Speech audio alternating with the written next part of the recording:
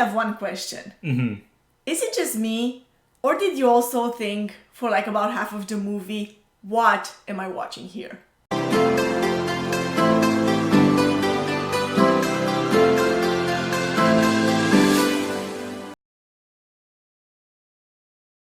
What's up, everybody? Welcome to our review of the 2019 Academy Award nominated movie Jojo Rabbit. I'm Rick. And I'm Anna. Today we're going to be talking about a movie that we recently watched, nominated for Best Picture at the Academy Award, Jojo Rabbit. The way we're going to do this review is the same way we're going to do it all our reviews. First part is spoiler free, and then the second part we'll discuss in more detail some of the elements or some of the scenes that we liked, and we'll be spoiling the movie. If you don't want to be spoiled, don't worry. We'll warn you before we get into the spoiler section.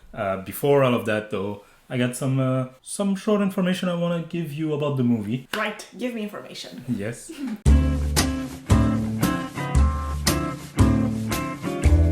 So this movie is actually based on a book, based on Christine Lunen's book, Caging Skies. It was produced by Cartoon Neil, Taika Waititi, Chelsea Winstanley,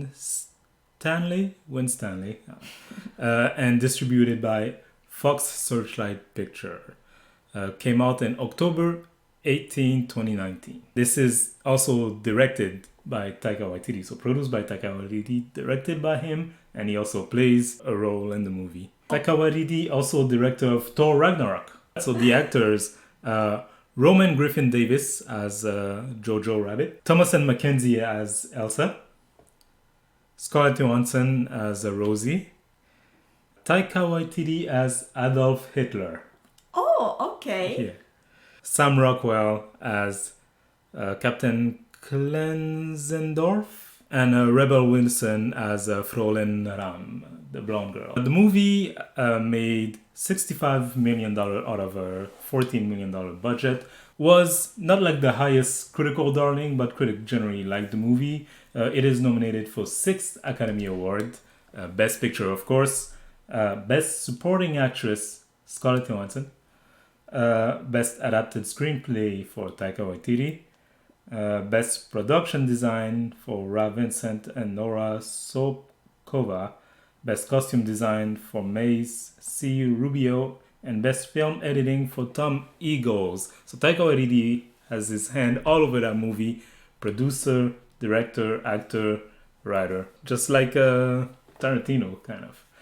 Yeah, I like this kind of like directors who... I feel like movies where we see the director being all over the movie, usually, not usually, but like we've seen a lot of them like this that are really good. It has much more of a vision, you know, it's exactly. one person's vision as opposed to like a director that's put there by the production company and then he has to do what they tell him to do, you know. Yeah, and then the production company sometimes comes in and changes things. Like, and no, we don't like that. Yeah.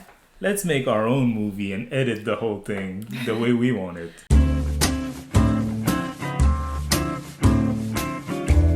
Let's discuss the movie without spoiling at first. Can you tell me, did you enjoy it? Yes, I did enjoy it.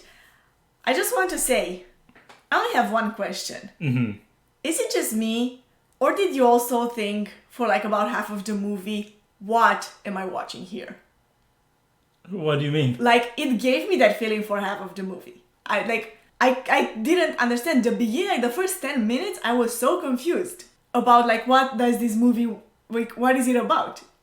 You think? I Yes. thought the message was very clear. It was, but like not from the beginning. And for some part, like most of the beginning, I was thinking like what I didn't know what it was about until I figured it out. I realized afterwards at least I think I figured it out. Oh yeah, I'm surprised you say that because to me, like the movie was, you know, there was obviously something that they wanted to say, and I feel like they conveyed that. Isn't that obvious? I don't know. Easily. Like, I did understand a lot from it. I did enjoy the movie a lot, but I can't say that it's like it did leave me with a few question marks. And so I'm actually very excited about this conversation because I want to see if what I think I got from it is the same as what you got from it. I think it's just like there's a certain eccentricity, because it's a kid, he has a wild imagination. But other than that, I feel like it's pretty like normal. I wouldn't say that normal is a word that I would use for this movie. No, I think like there's only, because I think you're focusing on certain elements. But if you strip those elements, and of course, like that's the movie that they made, you can't strip those elements. But if you strip those elements and just go down to like, what is this movie trying to tell me? I don't think it's that complicated. Yeah. Like the course, the story. Yeah. Yeah, of course. So let's get into more details here. You're talking about the story. Let's go there first. What did you think of the story? Like, I thought that the story was very interesting because the way the movie is made, I feel like it introduces the story in like a not very direct way. Like it presents the story in a not very direct way. And I think it worked really well. Like they did a really good job with that. Like I can't really explain it without spoiling the story, so I'm not gonna do that. It's just that I find that it's such a good storytelling technique that they used. Yeah. Without spoiling, right? People might have seen the trailer. This movie, and from the cast, this movie also obviously deals with World War II and Germany, and that's been done. Yeah. Like there's a million. It's a movies. very different perspective and a very different take on it. I think it's not a take that you usually see like that often. Exactly. And so I thought it was very interesting. It reminds me, and we'll talk about it more when we get there, of a book that I have somewhere. Maybe I'll show you later. We'll talk about it when we get to the spoiler part. For now, let's move on from the story. And you were talking about, or I was talking about some of the things that are more eccentric, and some of them has to do with the way the movie is not filmed, but like the imagery used and the sound used. What did you think of all of that? Like the way the movie is presented? I feel like it's very difficult to talk about this movie without like presenting elements of it. The sound is, I find it very interesting. The way they made that. I thought it was very interesting that the movie is very colorful. You've seen World War II movies where the color is stripped, it's grays to show you like this is harsh, this is sad. Yes, but I feel like to the extreme, even like a Schindler's List, there is no color at all. Yeah. But here it's very colorful. Yeah, it's very bright and colorful, and the music too, like the sound mixing work like is the same way, done the same way. But I feel like that works with what we were talking about earlier, with like the perspective of the movie, of the story. Because a lot of it has to do with the kid. Right. The kid is the main character, and so the rest of the world is, as bright as what a kid would imagine the world to be. Right. A kid that age. What do you think of the performances? Like, I'm talking about this kid, Roman. I thought it was quite good. I think he was so good. Yeah. I was surprised because, not surprised, but with kids, like it's probably more difficult for a kid to act an adult. Than like an adult? He doesn't, but I think that he did a really, really good job. I feel like he was very convincing, and even if there were some parts, especially in the beginning, when I was thinking like I don't know, does it really work? But then as I kept watching him, I was like, no, that's the character. Like I can tell now. And what about Scarlett Johansson, who's nominated for Best Supporting Actress? I feel like she did a good job again in like staying within a character that I feel is seen through the eyes of that main character. I feel like we didn't actually see her character. We only see her when the kid sees her. Yeah, exactly. Yeah. And I feel like we're supposed to see her through his eyes, and I feel like she did a very good job at doing that. We'll get there when we get into the spoiler discussion, but even like in terms of what is she exactly doing, we don't even get the full information because the kid doesn't know the full story. Right. So that's very interesting. 2 nominations this year at the Academy Award for Scarlett Johansson, Best Actress and Best Supporting Actress. That's great for her, I think. Yeah. It's amazing. Now we're going to get into our spoiler discussion. I think we've run the course of what we could say without spoiling the movie. Before that, would you recommend this movie? Oh yes, I would definitely recommend it. Like, if you haven't watched it and you're not gonna stay for the second part, believe me, it's really difficult to talk about it without spoiling it. But just you have to watch it to understand. It's a really well done movie. Yeah, I really enjoyed it. I would also recommend it. Go watch it. So now, let's move on to our spoiler discussion. Spoiler.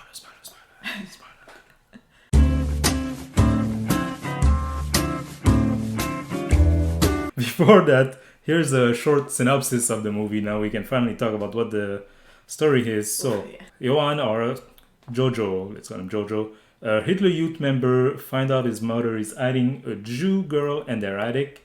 He must then question his belief while dealing with the intervention of his imaginary friend, a fanciful version of Adolf Hitler. Yeah. So I think this is where probably you thought the weird part was. Most of the weird. That's how it starts, right? With him and Hitler. Imaginary Hitler. Yeah, but I was thinking that, because that's the first scene that we see is with the two of them. And I was thinking, like, is this supposed to be like a parody, like a comedy?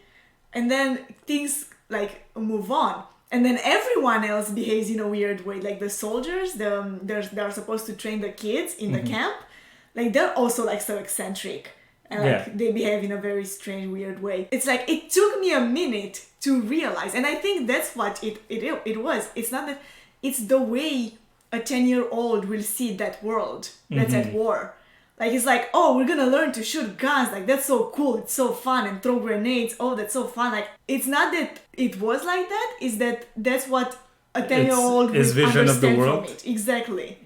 And the movie is presented like that. Like, as if the world was, like, in his head. It's just very interesting. The use of the imaginary Hitler comes into play mainly because, you know, he's a lonely kid, you know. Right.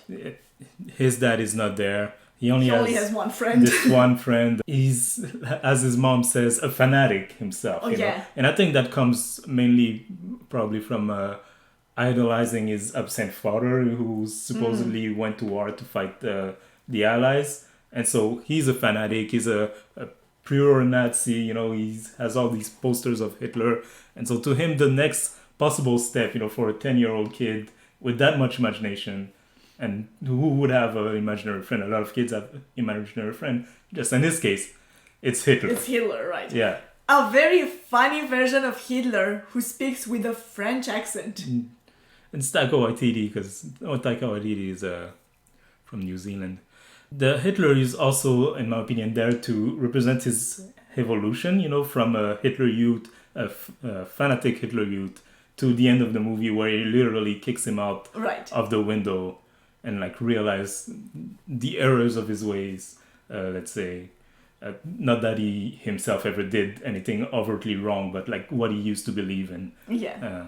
And so that also serves that purpose, to have that imaginary friend who's really there to, you know, not only serve as a friend because he has no friend, but also to convince him of how, you know, good those ideals are, even though the kid himself, you feel like he wouldn't really believe in them. Yeah. You know, for example, when he has to kill the rabbit, he doesn't kill the rabbit. He even tries to get the rabbit to escape. You know, and so you think, this is a nice kid. This is not a mean kid. Right. This is not a kid who will just, try to harm someone.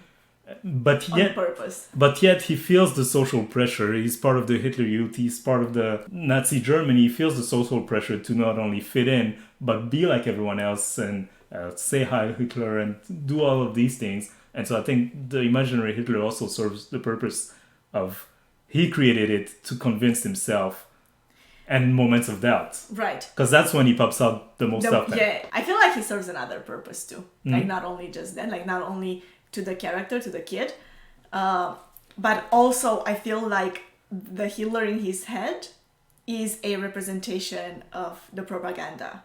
Because that's all he is actually. Everything that he says, everything that he's telling the kid is what the kid actually learned through the propaganda. Yeah, it's the nonsensical stuff. Exactly. Too, you know? And you can see also the effects of propaganda like over different people, but also different generations. In a sense that like him as a kid, and to an extent all of the other kids, like his friend, they just believe, you know, oh, I guess Jews have horns, and I guess they're... Right, and they live in caves. Yeah, exactly. All of those stuff. They just believe these things. And meanwhile, Sam Rockwell's character, when he comes to see him and he's like, oh, you know that Jews, they're like bats and they sleep with their hands, their feet on the ceiling, blah, blah, blah. And he's like, you have a lot of imagination, kid, like these things are not true. He realizes that these things are not true. And he tells the kids as much. He's like, I used to be like that when I was a kid, believe, and all these things. But the other character, Rebel Wilson's character, she comes in and she's like, oh no, he's right, actually. Yeah. Jews, they can control mind and they can do these things and that things. She's the evolution of what those kids will end up being if they keep on believing all those things. She's an adult, but she still believes like absurd things. On the other end, Sam Rockwell's character, he doesn't really believe it. He's just like, it's Jews. Even when he asks them, like, how can we differentiate Jews? He's like, I don't know. They're just like us. He realized that these are all lies. So. Yeah. But at the same time, we also hear the version of that other guy, the one dressed in a suit who comes to inspect the house. When he sees the book and he reads into the book. And he reads that part where like the devil is inside of them controlling their minds, like the Jews. Yeah. He laughs and he says it's funny because it's true. Yeah, but I don't think he really believes it. I don't think he... Like, obviously, he doesn't believe it in the sense that, like, how the kid believes it, that it's actually true. But he believes the metaphor of it. Like, he believes what it represents. We're stuck on the propaganda discussion, yes. So let's dial it back to the story, to the movie itself. A big event in the movie when his mom died. So we were talking about his mom earlier. Right. We don't even see her death. We don't know what happened. We suppose she just got caught and hanged. We just see the feet and the shoes. We know it's her because they showed the shoes several times on purpose. Of course, now you understand. And so I thought it was very interesting when you were saying, like, we don't even know the mom really. We just know her through the eyes of the kid. Jojo's eyes. And so we never know what she was doing, like exactly why she died. All the time we see her in this like kind of happy, cheerful mood. Mm-hmm. But at the same time you look at her and like she was drinking, she comes home and she's like, there's that one time when she comes home like sneaks in, but then sees the kid and she like starts dancing. Yeah. Like you can tell this is a woman who understands, the situation that's going on, like the danger that's happening, but she's trying to shield the kid. To not show to the kid that she's probably scared or that bad things are happening. But also that she's and the resistance is what we end up learning. Yeah. And so she's trying to also saves him from, like, if you know anything, then it becomes a danger not only for me but for you, the kid. Right. But that brought a certain thought in me as I was watching.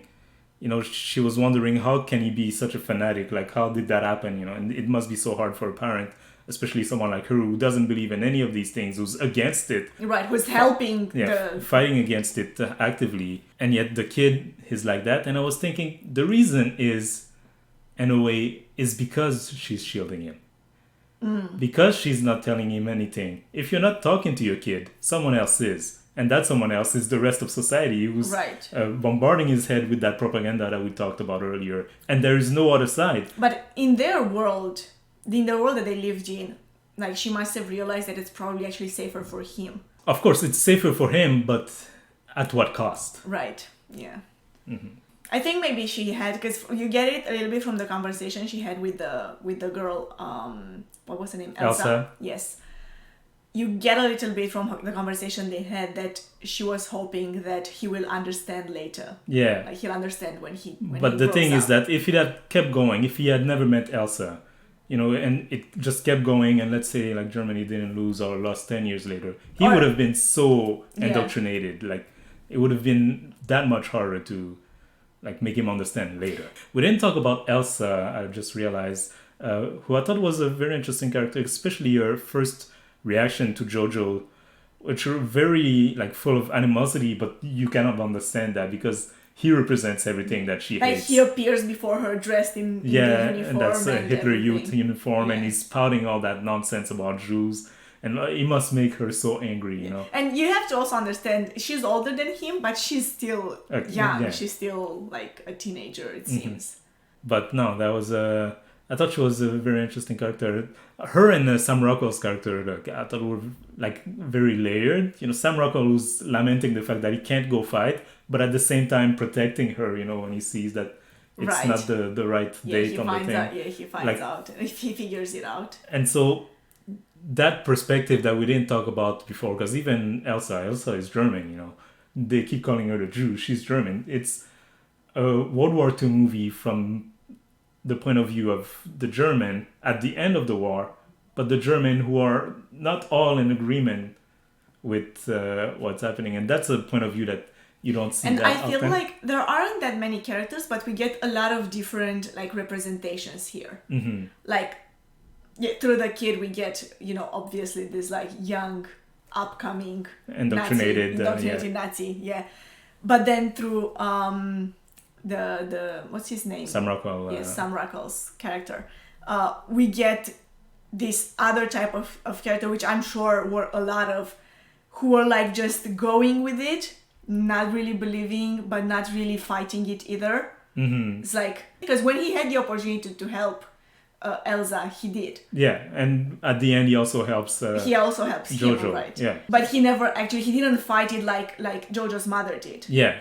But I think the point here was that like he doesn't fight the establishment. He even is part of it. Right. He probably killed some Allied soldiers, and whether you mind or not, that's not established in the movie. But at the same time, does that make him a bad person? I think that's what they're going at. Exactly. Yeah. He's not necessarily like evil. Like, yeah. Like you would say the Nazi German. It does feel like that person who's just like, oh, I went to war because we were at war. Yeah. But when I had the chance to do good for someone, I did it regardless of who that person was. Mm-hmm. Even if it's a Jew girl, even if it's a young trader boy. I was talking earlier about a book that I had. It's a book about like a couple in Berlin during the war who their son dies and they try to like fight the establishment any way they can, and they just do it by like giving a postcard with message written against the regime, and really it doesn't do anything, but it's what they feel like they have to do, like that it helps.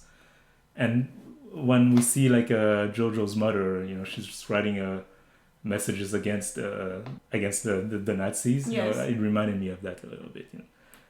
Even when she sees the people hanged the first time, and Jojo asks, "What did they do? Like what they could." She's just doing what she thinks she can do, whatever it is. I also wanted to talk a little bit about like, what did you think of that ending scene when after the battle is over and he goes back to Elsa and through the wall tells her that Germany won. Yeah. But he lets her believe that until she walks outside, like to see for herself that she's actually free, that the Germany lost. Yeah. Like what do you think of that? At first I thought he was being sincere, like it was a more layered response when he said we won, Germany won. Was like the German people were not all for this war. Germany is now free. Oh, interesting. I don't think about that. But when she slaps him, I feel, and he's like, yeah, probably deserves that. That's probably not what he meant. I think he was just trying to keep her there because he didn't want to be alone. If she leaves, he'd be alone. And he was afraid of that. At the end, they just danced, which is something that who was it that mentioned that his mom? I mean, yeah. When he asked, "What will you do when the war is over?" and she said, "I will dance because dancing means that like it represents that we're free." Yeah. Basically, that was it. He was just like afraid that she would leave and then he would be alone because she's all that he has now. Even though she says apparently his dad will come back, but he doesn't know that for sure. Yeah, we don't actually know what happens afterwards. It just ends there when they walk out, and it's just such a nice ending, I feel. Yeah. Yeah, I don't know, I feel like it's beautiful. It's a beautiful scene. But yeah, that was a very nice movie. Again, we both recommend it. Yes, I recommend it. Lots of things to dig in when you watch it and to think about. Watching this movie is actually part of our goal to watch every movie that was nominated at the Academy Award from 1927 to 2028. That goal is part of our bucket list of 101 things we want to do in our lifetime. If you guys want to see us watch these movies or do other stuff on the bucket list, please subscribe. If you liked that video, please hit the like button. and hit us in the comment section below and tell us what you thought about Jojo Rabbit. I think there are very interesting conversations to be had about this movie, and I would like to keep having them, so let us know in the comment section below, and have a nice day.